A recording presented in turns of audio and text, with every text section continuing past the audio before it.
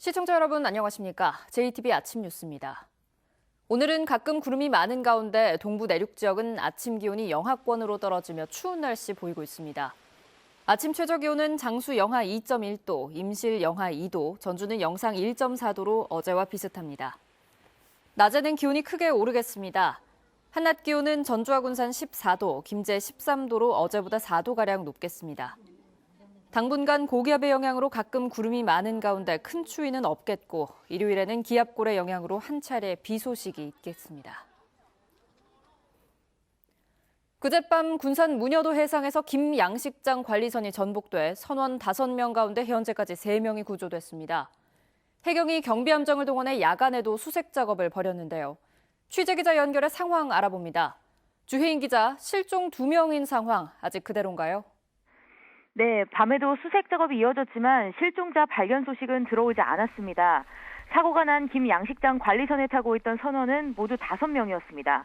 선장 49살 신모 씨와 한국인 선원 2명, 러시아 국적 선원 2명이 타고 있었는데요. 아직까지 발견된 선원은 3명입니다. 어제 아침 8시쯤 전복된 관리선에서 러시아 선원 2명이 구조됐고 한국인 선원 70살 박모 씨는 병원으로 옮겨졌지만 끝내 숨졌습니다. 선장 신 씨 등 나머지 2명은 아직까지 발견되진 않았는데요. 해경이 조명탄을 터뜨리며 경비함정 14척과 인력 200여 명을 동원해 야간 수색에 나섰지만 실종자들은 확인되지 않고 있습니다.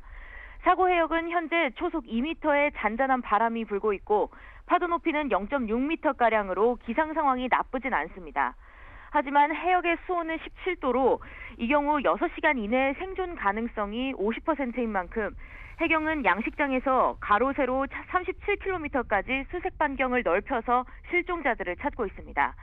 해경은 날이 밝는 대로 경비함정과 헬기 그리고 추가 인력을 투입해 총력을 다해 수색을 벌일 계획입니다. 지금까지 JTBC 뉴스 주혜인입니다. 집단 암이 발생한 익산 장전마을과 비슷한 처지에 있는 곳이 바로 남원 내기마을인데요.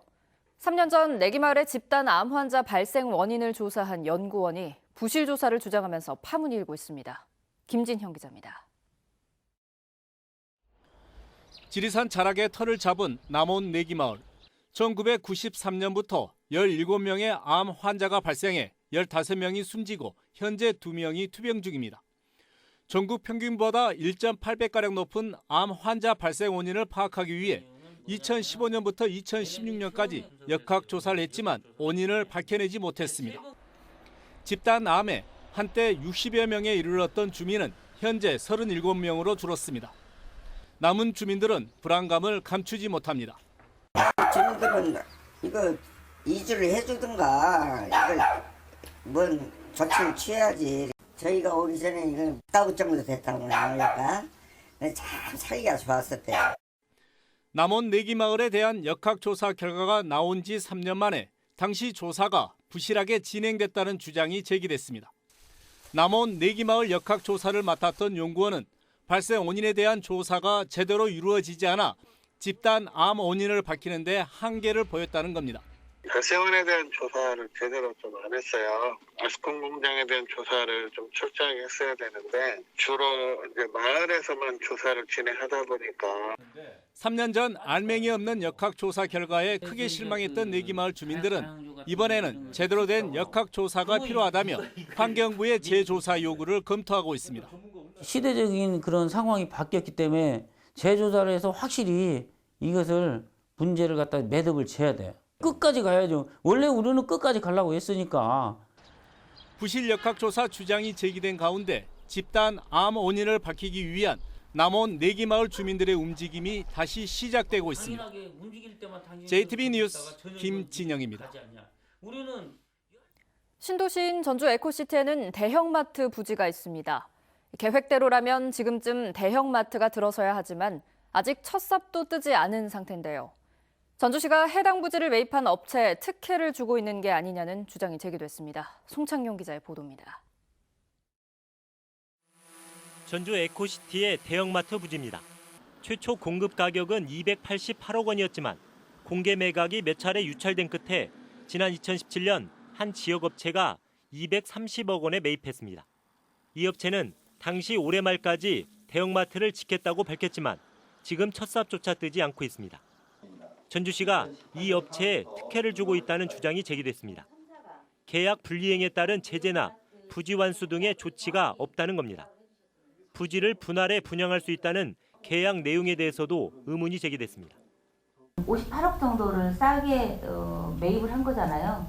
뭐 분할로 해서 분양을 할 수 있고 뭐 이런 것들도 그러면 전주시에서는 조치할 수 있는 그 후속 조치는 없나요? 이 업체가 다른 업체와 담합해 부지를 싸게 매입했다는 의혹도 제기됐습니다. 2017년 수의계약 당시 이들 2개 업체가 참여했는데 2곳의 사업 계획서에서 똑같은 점이 발견되는 등 의심할 만한 사항이 많다는 주장입니다. 목차, 순번도 똑같고 글씨 크기도 똑같습니다. 사전에 담합의 의혹이 강력히 있다고 생각이 되기 때문에 전주시는 대법원 판례에 따라 공사 불이행에 따른 강제 규정을 계약에 넣을 수 없었다고 해명했습니다. 또 담합과 행정의 묵인 의혹에 대해서는 부인했습니다. 처음부터 이 대형마트에 이렇게 쪼개기 해가지고 다른 용도는 들어올 수 없는 것입니다. 그렇게 된다면 큰 특혜 논란이 되고 또 저희 시에서는 그런 생각은 전혀 없고요.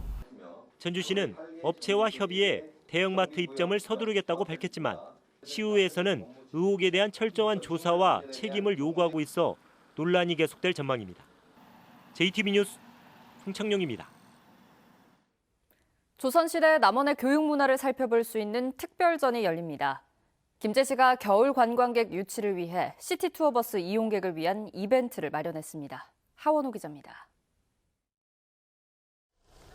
김제시가 다음 달 12일부터 김제 시티투어버스 이용객에게 전북 투어패스카드 1일권을 선착순 지급하는 이벤트를 마련했습니다. 지난 9월에 도입된 김제 시티투어버스는 벽골제와 금산사 등 김제 주요 관광지를 경유하며 인터넷 예약 사이트를 통해 이용할 수 있습니다. 김제시가 시티투어버스 겨울여행 특별 이벤트로 알뜰하게 전북여행을 즐길 수 있는 행운을 준비하였으니 도민 여러분의 많은 관심과 참여 바랍니다. 조선시대 남원의 교육문화를 살펴볼 수 있는 남원 향교 서원문화 특별전이 내년 2월까지 남원 향토박물관에서 열립니다. 조선시대 전라도에서 가장 많은 문과 급제자를 배출한 남원은 남원 향교와 운봉 향교, 노봉서원 등 유서 깊은 교육기관이 있었던 곳입니다. 제1회 장수가야배 유소년 승마대회가 전국 유소년 320개 팀이 참가한 가운데 장수 승마장에서 열렸습니다. 국내 실내 승마장 가운데 최고의 시설을 갖춘 장수 승마장에서는 지난 8월 대통령기 전국 승마대회가 개최되는 등 해마다 전국 규모의 승마대회가 열리고 있습니다. 완주군이 한국공공자치연구원이 조사한 지방자치 경쟁력 지수에서 전국 군단위 자치단체 가운데 4위에 올랐습니다. 연구원은 완주군이 경제와 사회복지, 주민참여 활성화 등 많은 지표에서 우수한 성과를 보였다고 밝혔습니다. 순창군이 청소년들의 의견을 군정에 반영하기 위해 중고등학생 100여 명과 간담회를 열었습니다. 청소년들은 이 자리에서 순창 장류를 활용한 음식 콘텐츠 개발과 학생 동아리 지원 등을 제안했고 순창군은 이들의 의견을 군정에 적극 반영하기로 했습니다. JTB 뉴스 하원호입니다. 전라도의 보조금 사업이 총체적으로 부실한 것으로 드러났습니다. 전라도의회 강용구 의원은 최근 2년치 보조금 사업을 검토한 결과 상당수 실국들이 사전 심의도 받지 않은 예산을 편성했거나 보조금 사용이 제한된 시상금, 기념품, 인건비 등을 지급했으며 전반적인 심의와 집행, 사후 관리가 모두 부실했다고 밝혔습니다. 강용구 의원은 전라도가 보조금에 대해 투명하고 철저하게 관리 감독해야 하지만 총체적으로 부실해 전반적인 개선이 요구된다고 지적했습니다. 길이 9m 이상 사업용 승합차와 20톤 초과 화물차에 대한 차로 이탈 경고장치 부착이 의무화됐지만 도내 대상 차량 7,025대 가운데 33%인 2,200여 대는 아직 이 장치를 설치하지 않은 것으로 나타났습니다. 전라도는 이에 따라 차로 이탈 경고장치 장착 보조금 신청 기간을 올해 말까지 한 달 연장하고 운송사업자들의 신청을 독려하고 있습니다. 차로 이탈 경고장치는 방향 표시 등을 켜지 않고 차선을 벗어날 경우 경고음을 울리는 장치로 의무 설치 대상 차량이 미장착할 경우 최대 150만 원의 과태료가 부과됩니다. 층간소법이 국회 법사위 단계에서 보류된 가운데 또 다른 지역 현안인 공공의료대법이 국회를 통과할 수 있을지 주목됩니다. 국회 보건복지위는 오는 27일 소위원회에서 법안 심사를 앞두고 있지만 의사회 여론이 공공의료대학에 부정적이고 자유한국당도 반대하고 있어 상임위 통과 여부가 불투명합니다. 복지위 소속인 김광수 의원은 공청회를 거쳐 농산어촌의 공공의료를 위한 대학 설립 명분이 공감을 얻고 있는 만큼 상임위 통과에 힘을 모으겠다고 밝혔습니다. 교육부가 오는 28일에 발표할 대입 공정성 강화 방안에 관심이 모아지고 있습니다.